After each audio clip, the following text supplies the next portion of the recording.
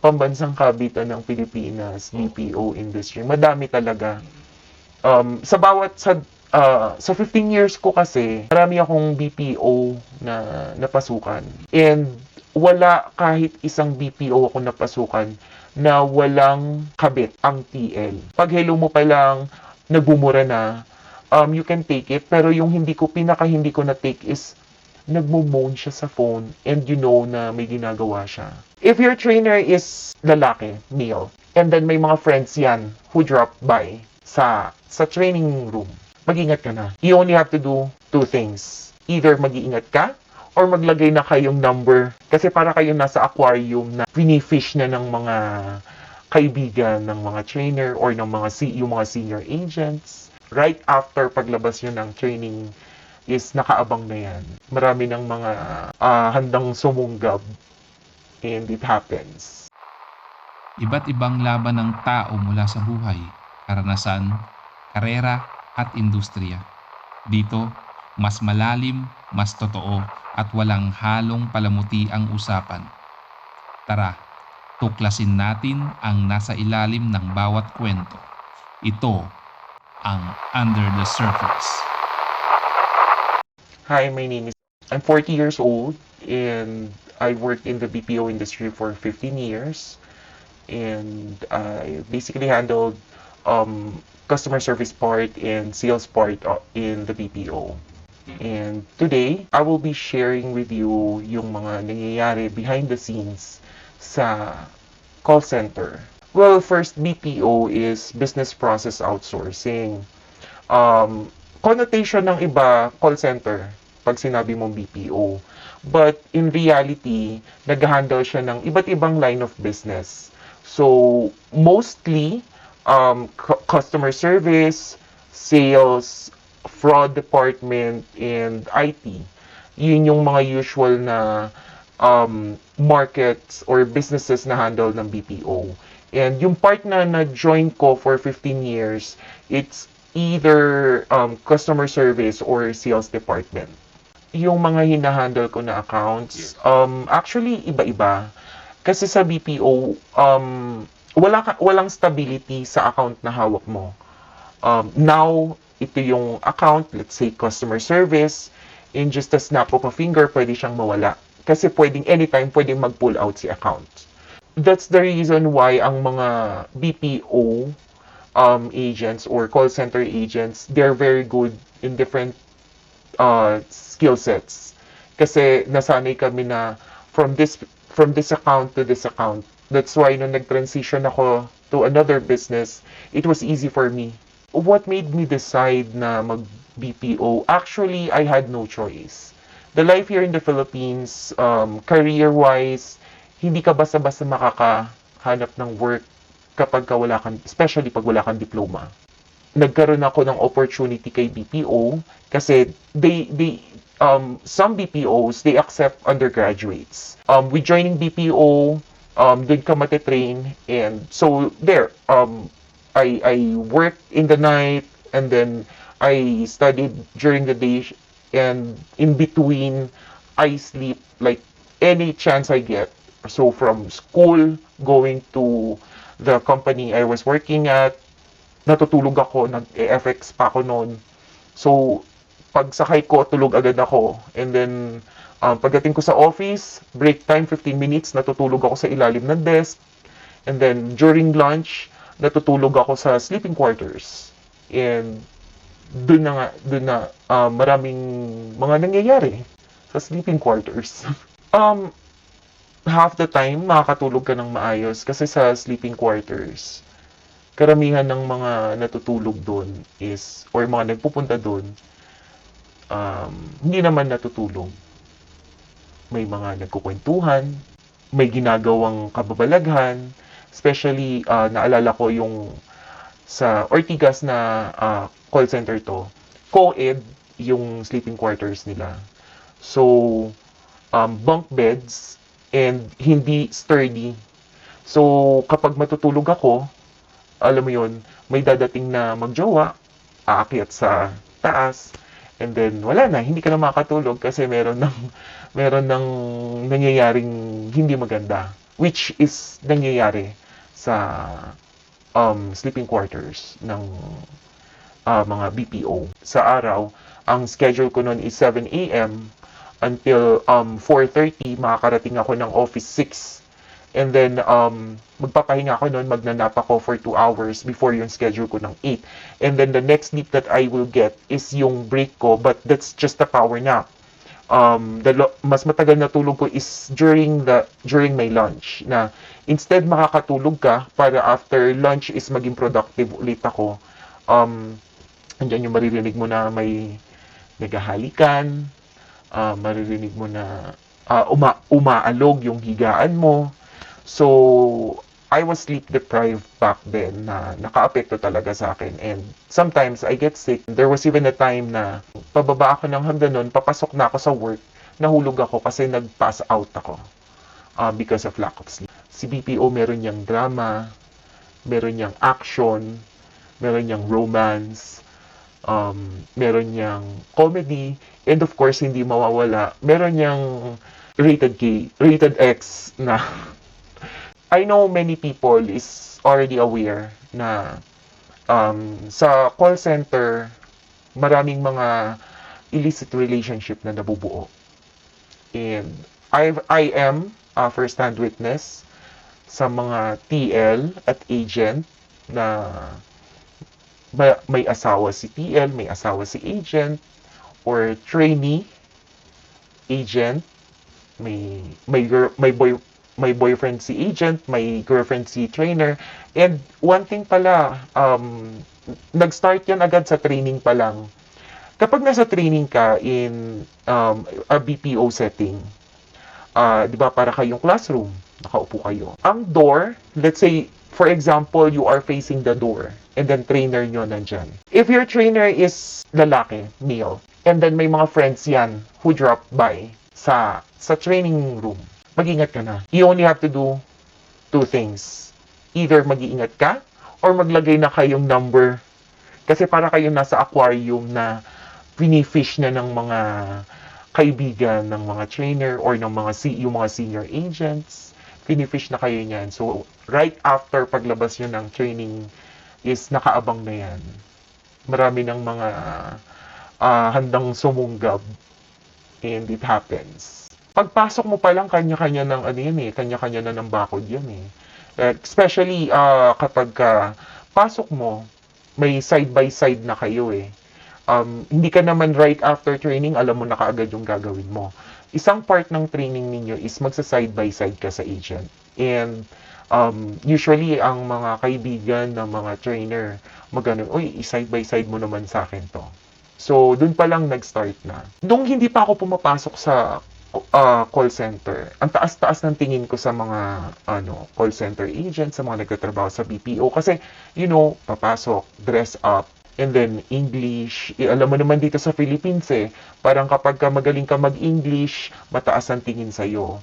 But then when I started as an agent, grabe yung wala ka namang ginagawang masama sa kanya, simula ulo hanggang paa, mumurahin ka. Siyempre, ang gagawin mo para ma-release mo rin yung stress mo, kasi pag hindi mo na-release yung stress mo, your mental health will suffer.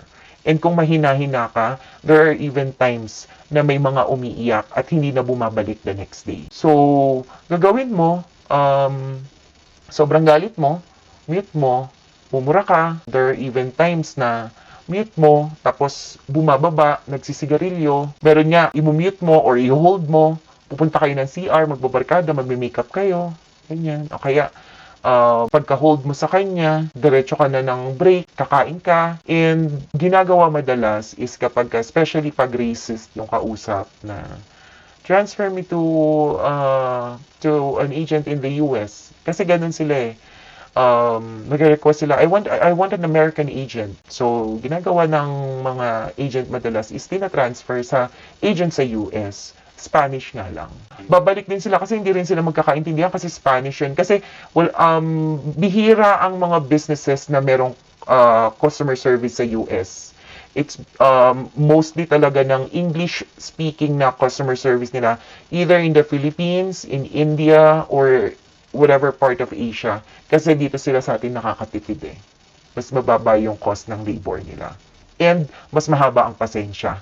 Unlike in the US, siguro kung sa mga taga-US ang mga nagtitik ng customer service calls, maraming mga madedemandang businesses. Meron akong, hindi siya toxic, but sobrang bastos. Kasi yung toxic, I can handle it eh. I grew up sa lugar na sanay ako sa may mga nagmumura sa kalsada, nagsisigawan, nag-aaway. So, yung mga pag-angat mo pa lang, pag hello mo pa lang, not literally naman na inangat mo yung phone, pag hello mo pa lang, nagbumura na, you can take it. Pero yung hindi ko na take is, nagmo-moan siya sa phone and you know na may ginagawa siya. And hindi mo siya pwedeng babaan kasi hindi naman siya nagmumura and sumasagot siya. Kapag tinatanong mo, for example, tinanong mo siya, how can I help you today? Sumasagot siya. Pero pa-moan, and you know na he's doing something else. And you don't have a choice, hindi mo pwedeng ibaba kasi hindi siya nagmumura. Sa amin kasi meron kaming na iwa-warn mo siya na we do not tolerate profanity, things like that. And then 3 times. Kapag 3 times nagmura pa din siya, pwede mo siyang babaan. Pagka ganon na nagsasalita naman siya, pero kahit ganon, hindi kanya literal na binabastos na your something, pero alam mo, in the background, parang, alam mo yun, yung may ginagawa siya. So, you feel violated, pero wala kang magawa. Kasi, it's either you keep your job and sikmurain mo yan, or you lose your job kasi that's abandonment. That's called abandonment and that's terminable. So, yun, yung self-respect mo, talaga, madalas mawawala. Power trippings, madami. There was a time na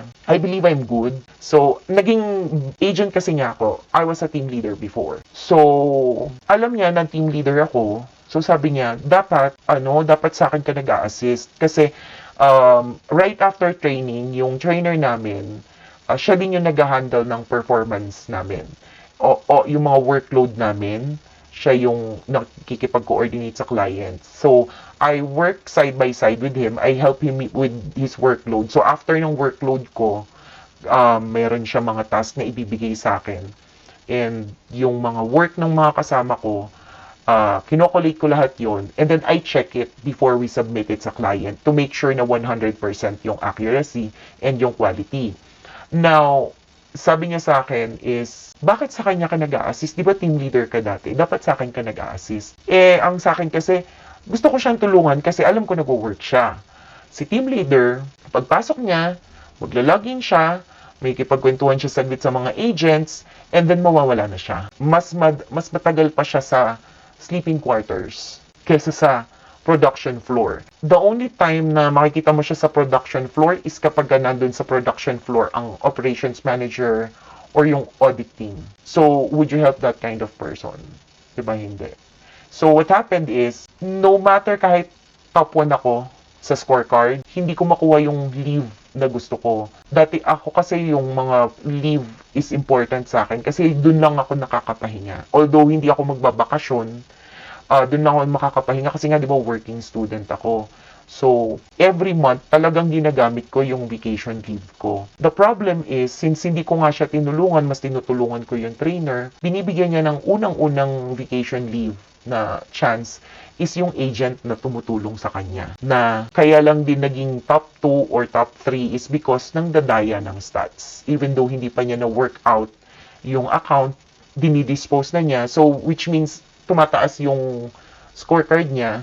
But then, yung work niya, ako din naman na nagko-collect in the end. Kasi dumadaan sa akin lahat ng work nila. So, nakakasama siya ng loob because ako, tinutulungan ko sila para 100% accuracy. And then, vacation leave lang yung gusto ko sana. And pinagtrabuhan ko naman yun top 1 ako I deserve that. So, dun pa lang action na yun kasi nagsagutan talaga kami during meeting. Kasi, kailangan kong ilaban kung ano yung deserve ko. Pinaghirapan ko yun 1 month ko yung pinaghirapan. Kahit 1 minute, hindi ako na-late. And kahit 1 second, hindi ako na-late. Tapos, para lang mapunta yung opportunity dun sa iba. Kasi, yun yung tumutulong sa kanya. And another thing, nung magkakaroon ng promotion, alam naming lahat na magkakaroon ng opening for higher position. What she did, instead na, kasi alam niya na isa ako sa mag-a-apply. And pinupush din naman ako ng trainer ko na mag-apply because when I was still an agent, nagtatrain na ako ng mga agents, na new agents, pero yung mga nasa ibang bansa. So I train them, yung mga new agents, over remotely. Now, since alam niya na malakas yung chance ko na makuha yung position, 3 days before nag-open yung position, nilipat niya ako ng account. Andun na, pero since kailangan niyang mabigay dun yun sa paborito niyang ahente, nilipat niya ako ng account. And when I said na mag-a-apply pa din ako kasi opening naman yan eh. Ang sabi nila is hindi pwede kasi ibang account ka na. May mga group, not everyone sa drugs, not everyone. Actually, drugs, merong mga haka-haka, especially panggabi. But ang first-hand experience ko is marijuana. As in, ito yung building na pinapasukan namin. Sa labas lang, lalakad ka lang ng kaunti. Pag nagpunta ka doon, maamoy mo is amoy marijuana. May time pa na yung ka-work ko, pumasok siya, may cookies. Sabi ko, cookies, gutom na ako, pahingi. Humingi ako. Not knowing na meron siyang parang seeds. Hindi ko pa alam noon na pwede pala yon. Yung marijuana itself, nilalagay niya sa cookies. Akala ko kasi dati ni-smoke lang siya eh. Not expecting na ganun. That was sobrang para akong, grabe pala siya. Andoy, kinalas ko yung mga, yung keyboard. Kinalas ko siya, tas nilinis ko. And then, binalik ko. Tapos, ang ginawa ko daw, kasi I was not myself. Yung, di ba, office chair. Yung ulo ko, nandun. Tapos yung paa ko, nakasapay. Ganon ako. Tapos ganon lang ako. Nagulat na lang ako. Tinanong ako, "Hoy, anong ginagawa mo?" Sabi ko, "Nagko-calls." Sabi niya, "Anong nagko-calls?" Tapos pinicturean nila ako noon. Nung medyo okay na ako, pinakita nila yung picture ko. Ang nasa isip ko is, nandun ako sa monitor, nagtatrabaho, all the while nakaganon pala ako. Tapos kasi di ba bigulong yun. Ini-slide ko lang yung chair habang nakaganon akong posisyon. Hindi naman nila ako inawa.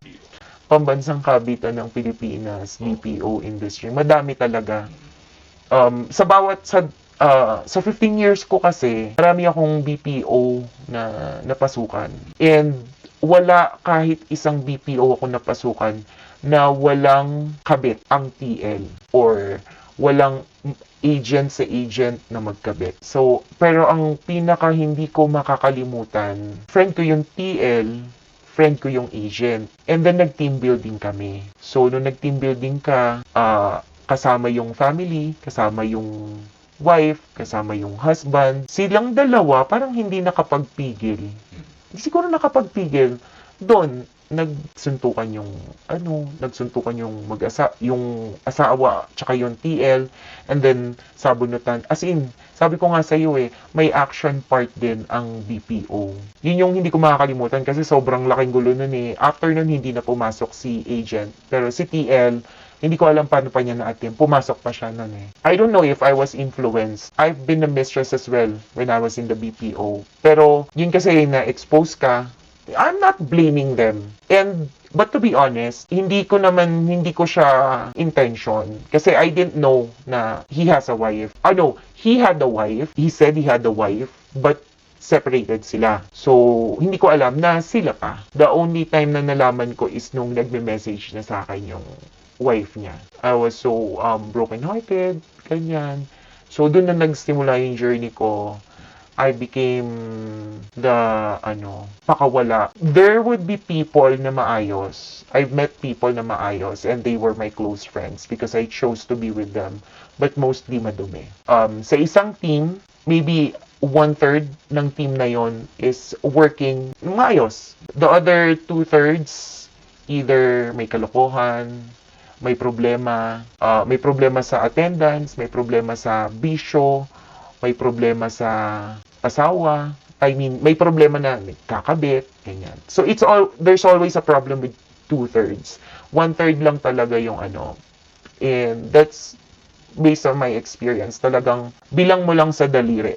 Like in a group, in a team, meron lang 2 or 3 na matino. Awayin na nila ako dyan, pero oo. Based on my experience, kahit awayin ako ng mga tao, totoo naman yun. Aminin na natin. Even even yung tao na may isa akong ka-work nun, sobrang tahimik lang siya. Yung tuwan-tuwa ako doon kasi mas bata sa akin yun eh. Tahimik lang siya, tapos natutuwa ako sa kanya kasi mahal na mahal yung girlfriend niya. And then, a year after niya sa BPO, yung kabatch namin naging sila. So, even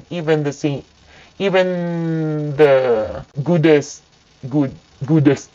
of the good. So, yung kahit pa yung pinaka mabait, most kind, the best dyan, talagang may impluwensyahan. And it happens. Not only sa TL, tsaka sa agent, even operation managers. Yung operation manager, yun yung malala. Kasi, this girl, meron kaming kabatch na kasama namin siya sa training, and then, nung nasa training kami, she's pregnant. So, she became my friend. So, akala ko, all the while, mabait siya. Kasi I choose my friends. As I grew older, kasi yung mga kalokohan ko din, nung sabi ko nga, di ba, nagkaroon ako ng boyfriend na may asawa. And, sobrang nahirapan akong kumalas nun. Even though nalaman ko na sila pa rin ng asawa niya, in denial ako. And, pag nagpapaliwanag siya sa akin na hindi, lang yan, naghahabol lang siya, naniniwala ako. Kahit alam ko namang hindi ka panipaniwala, kasi gusto ko siyang paniwalaan, kasi gusto ko yung relationship namin. Nahirapan akong kumawala doon. So, sa latter part ng BPO experience ko, I chose my friends na itong group namin, mga mothers ang mga kasama ko, so mga housewives na matitino. And then may kasama kami, though hindi sila kasal ng boyfriend niya, pero buntis siya. We thought na she's straight, na seryoso sa relationship, na faithful, loyal, ganyan. Kasi parang ganun yung group namin eh. Only to find out na nung after niyang manganak, doon na nag-start. Nag-flirt siya sa mga may posisyon. Even yung OM. You know, agent ka, mag-a-apply kang secretary ng OM. Mas malaki yung sahod mo as agent. Mas malaki yung kinikita mo as agent kasi may commission ka dyan eh. Pag secretary ka, although hindi kasi pwedeng labor law, bawal kang ibaba ng sahod. Kahit pa lumipat ka ng position. So, nag-apply siya as secretary. Why? 'Di ba? So, doon namin nalaman na nagde-date na pala sila nung OM. But the tea is tapos nila mag-date, kikitain naman niya is yung senior agent dun sa kabilang account na friend ko, personal friend ko, kasi kinuwento niya sa akin yun eh. And he knows na may nangyari sa kanila nung OM, and then right after nun, sila naman yung magkikita, may mangyayari din sa kanila. And sinasabi ni girl na, dahan-dahan kasi mahapdi, nagkita sila. She was so open about it. Sobrang hindi ko alam paano niya naaatim. And aside pa yun dun sa boyfriend niya, na inuuwian niya. Mga favoritism and politics, hindi mawawala yan sa BPO. Especially when it comes to promotion. Kahit gaano ka kagaling, kung hindi ka naman close sa OM, hindi ka din mapopromote. Nga, kagaya nung nakwento ko kanina, meron instance na kahit sinong tanungin mo dun sa mga agents and other mga QA, trainer, even the OM, they know na mas high yung chance ko na makuha for that promotion. But then, nagawan pa rin niya ng paraan.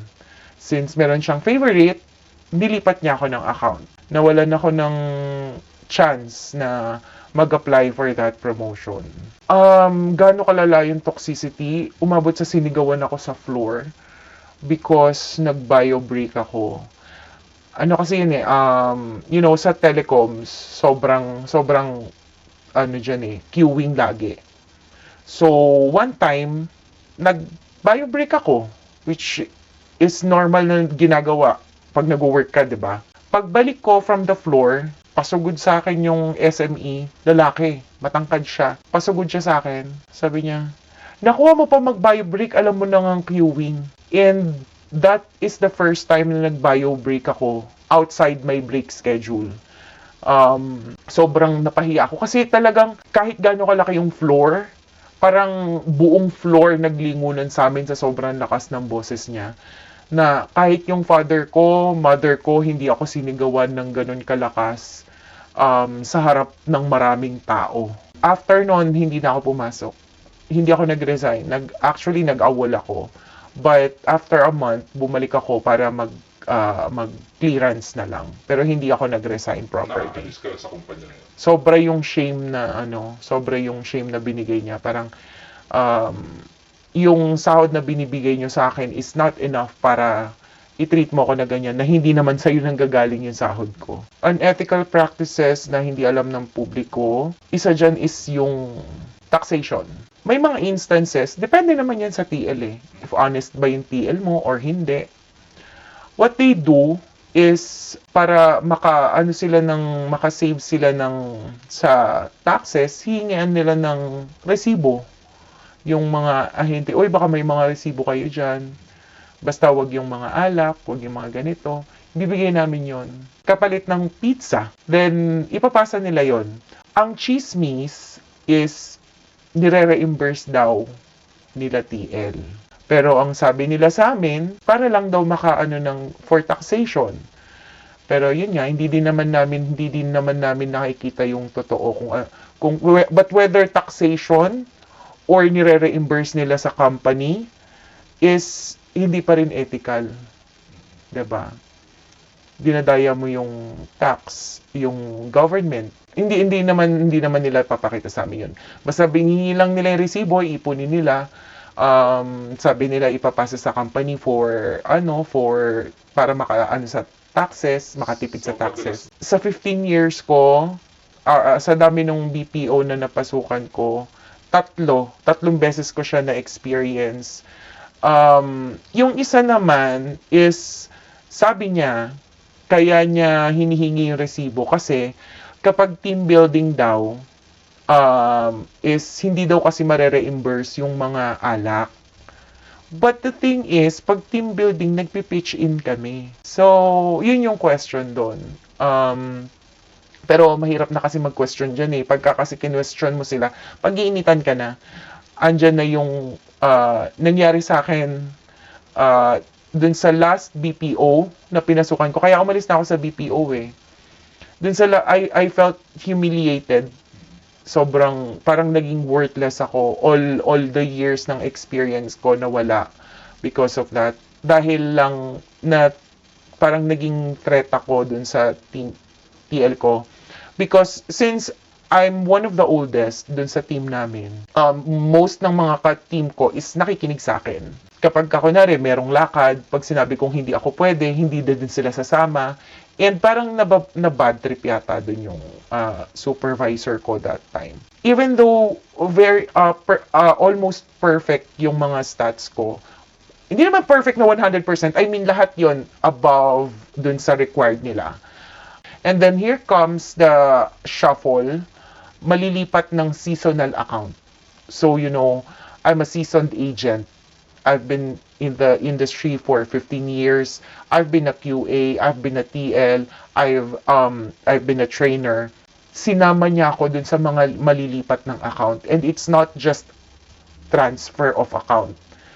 Transfer to a seasonal account. A seasonal account, from the term itself, seasonal, kung Christmas season, that's just for 3 months, 2 months. After that, wala ka na ulit.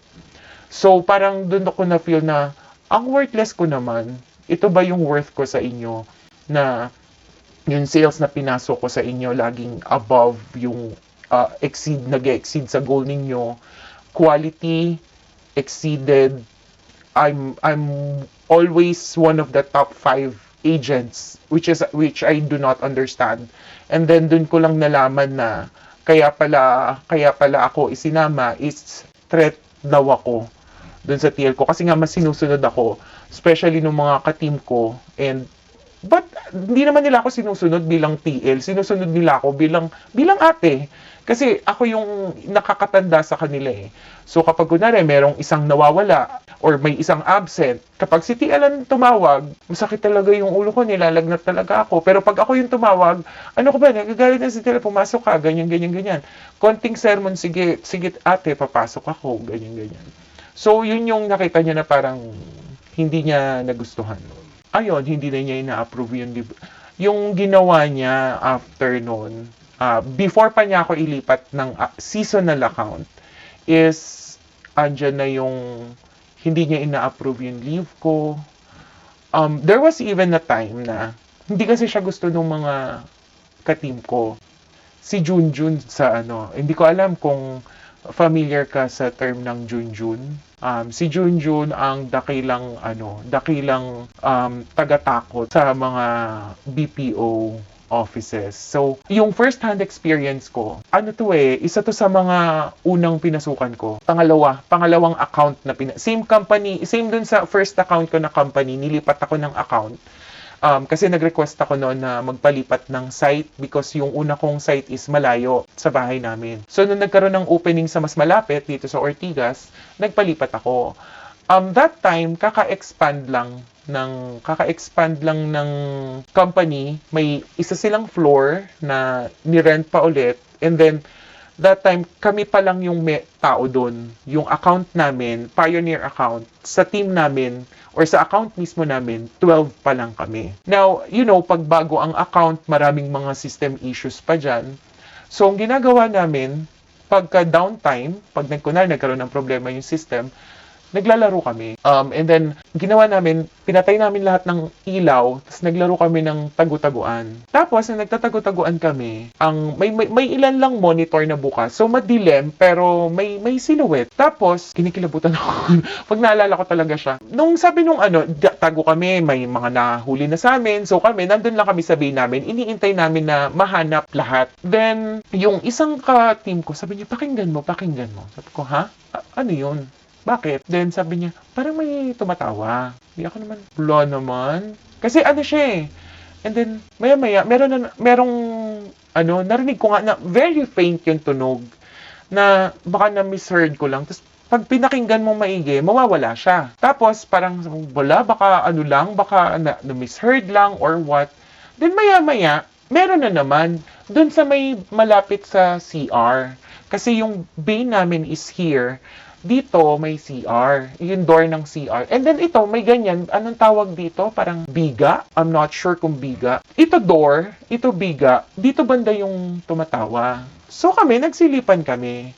And then, yung isang office mate ko, pinicturean niya. And then, wala naman kami makita. Tapos nung tinignan namin yung picture, ay! Look at my skin. Legit. Alam mo yung parang dito sa may leg na nakalabas dyan. May leg. Pero hindi siya leg na binti talaga na makikita mo na leg na brown or maputi or para siyang silhouette ng leg nandun. Which is sabi ko, ang bilis naman niya mag-edit, 'di ba? At that time, hindi pa uso yung mga AI. Wala pang AI noon. That's way back 2008, 2009, mga ganun. Wala pang AI noon. Ang cellphone pa noon, yung mga 5200 ba yun? Mga ganun pa, yung VGA camera pa. Doon, kita mo talaga yung leg niya. Tapos, biglang meron pang faint na tawa. Nagtakbuhan kami papuntang pantry. Iniwan namin yung floor. Hindi na kami nagtawag maghapon. Tapos doon na nag-start yung na napagkwentuhan na si Junjun. Si Junjun daw. Doon ko palang nakilala si Junjun. Kasi before nun, hindi ko pa siya naririnig eh. Na yung pala si Junjun is story na siya ng bata na nagmumulto daw sa mga BPO. Kahit sa call center ako na pumasok, Junjun, sabi nila meron daw. Pero ako, yun lang yung encounter ko, which is first hand talaga namin na-experience yung picture. Wala kami nakikita. Pero yung picture, nung tinignan, tignan nyo to, ano to? Yun nga, may leg doon. I'll try hanapin yung picture. Kasi pa nun, alam ko, Friendster pa nun eh. Pero baka meron ako somewhere sa mga old files ko. And then yung second na sinabi ko is yung, alam mo yung, pag natutulog ako, dream within a dream within a dream. Hindi ako makakilos. Yung tapos, it's always the same scenario. Yung merong tayo sa harapan mo na kasi bunk bed siya eh, 'di ba nakahiga ka, dito yung ano mo. Yung pakiramdam mo na hindi siya nakatayo. I mean, parang nakapatong na face to face kayong dalawa. Ganun yung ano, tapos yung hindi ka makagalaw. Sabi nila ano daw yon, sleep paralysis. But my question is, bakit nangyayari lang siya sa akin sa sleeping quarters ng mga BPO? And parang dalawang BPO yung napasukan ko na doon at doon, yung isa is yun dito sa may Shaw, and then yung isa yun dito sa may McKinley. May BPO sa McKinley. Doon lang ako sa dalawang BPO na yun nag-sleep paralysis na siguro every other day na matutulog ako, nag-sleep paralysis ako. But I have no choice. Nung nasa Shaw ako, I have no choice kasi working student ako that time. And then nung nasa BGC ako, ganun din. Ang pasok ko kasi noon is 4 p.m. UK account yung hawak ko. Pagka may days na half day lang ako sa school, pupunta na ako ng office, matutulog muna ako, lagi ako nag-sleep paralysis doon. Every time, doon every time. Sa ano lalaki? Dito babae. Magkaiba. Pero dito sa ano, hindi siya yung sa Shaw, yun yung parang ano siya sa akin. Hindi siya nakapatong sa akin na, pero nasa ibabaw ko siya. Ganon. Yung mag-start siya, na naglalakad siya with chains. I'm not sure if dahil ba siya sa unconscious na kwentuhan yun ng mga bata na may chains. Pero yun yung start niya. Mag-start siya na natutulog ako. Ang pwesto ko dun sa ano ko na natutulog ako is nakatagilid. Nakaharap ako sa door. So, ito yung door. And then, makikita mo kasi may ilaw yan sa ilalim eh.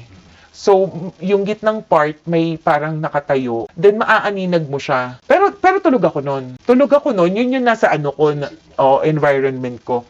Naglalakad siya, papaganon. And then ako, hindi ako makakilos. Hanggang sa nakatapat na siya dito sa ano ko, sa dulo ng bed ko. Tapos, next is, wala siyang ano kung paano siya napunta na nakagano na siya. And then ako, magdadasal ako, lahat na madadasal ko. Sabi ng mother ko noon, sinabihan pa niya ako, magdasal ka ng believe in God. Yung problema ko noon, hindi ko kabisado, so hindi ko siya natatapos. Tapos yun, hanggang Hail Mary, minsan nga, bless us, O Lord, ganyan. Nung yun at yun. Every mag-sleep paralysis ako, yun at yun. And then yun doon naman sa may BGC, babae naman yun. Nakaupo siya sa bed ko. Tapos nakatingin lang siya sa akin. After nun, wala, hindi na ako nag-sleep paralysis. Doon lang talaga. So, I think somehow there's an entity. Mahirap paniwalaan. Pero yun yung biggest question ko eh. Bakit doon lang siya nangyayari? Bakit hindi doon sa ibang pinasukan ko na BPO? Bakit hindi sa bahay? Hindi mo rin pwedeng sabihin na kasi sa bahay familiar yung lugar. Pag sa ano kasi hindi ka familiar. Paano pag nasa hotel, hindi rin naman ako familiar. Pero hindi naman ako nag-sleep paralysis. Kung may balak akong bumalik, wala na. Kahit bigyan mo ako ng chance, hindi na ako babalik. If you have opportunity outside BPO, take it. Especially if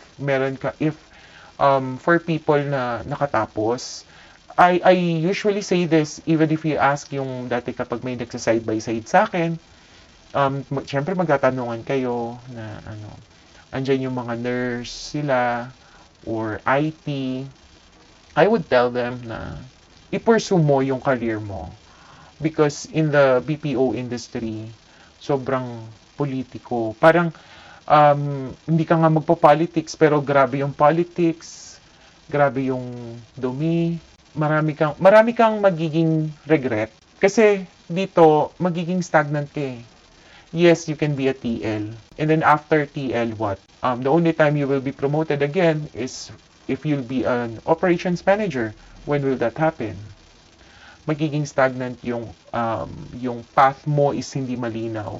And even though sabi nila malaki yung sahod, I'll give you an example.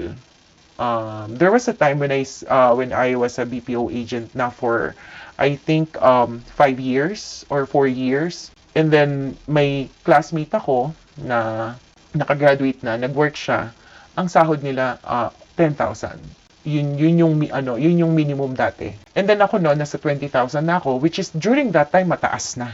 mataas na yung 20,000. So sabi ko, bakit ako babalik? Kasi sabi niya, pasok ka dito sa amin, akong bahala sa'yo. I mean, kasi di ba nga, hindi pa ako nakagraduate, working student ako noon. So, iano kita kasi total, fourth year ka naman na. Sabi ko, kasi kailangan ko ng malaking pera. But then, ang nangyari, before I left, ang sahod na niya is nasa 150,000 and she has been promoted several times. Then, ako, ang sahod ko is 30,000. Because may cap. Yes, mataas ang sahod mo ngayon, but may cap. You will get an increase every year. But you will not earn 100,000 being an agent sa call center. No. You will be called monkey. You will be called stupid. Mamumura ka every day. And you don't deserve that. There's no amount of money na kayang tapatan yung self-worth mo. So, I won't recommend it, especially if you have a choice. Don't. Mensahe ko sa management, be fair, tigilan nyo na yung kakakabit, and hindi kayo tagapagmana. Take care of the agents kasi sila yung nagpapasok ng pera sa company. Hindi kayo ang nagpapasahod sa agents. Sila ang nagbibigay ng sahod sa inyo kasi kung wala ang agents, hindi kayo babayaran ng company. If you can hear out yung mga agents, it's better. Slowly, i-improve ninyo. I know it's not a one-day job, but I hope in the future, I would be glad to say na, yes, mag-apply kayo sa BPO. But for now, hindi pa. Message ko para sa mga kapwa agents. Sa mga matatagal ng agents, you have developed a skill set na would give you a chance to look for more stable job. Use those skill set. Kasi ako, nag-work ako as paralegal, nag-work ako as administrative head, and wala akong proper education para maging administrative head. Lahat ng skill set na ginamit ko when I performed as an administrative head is mga natutunan ko sa BPO. Paggamit ng mga office applications, and especially pag-develop ng sarili. Kasi alam niyo yan meron tayong, pag nasa BPO, meron kaming tinatawag namin na knowledge base. Even if hindi mo alam, you have to read the knowledge base. And ganun kami natututo. And you can use that kapag mag-change na kayo ng career. Do not let yourselves na to be there, nag-iintay na maging favorite. Bigyan mo ng chance yung sarili mo na makaangat sa corporate ladder. And you'll get that chance if you give yourself there. If you choose it.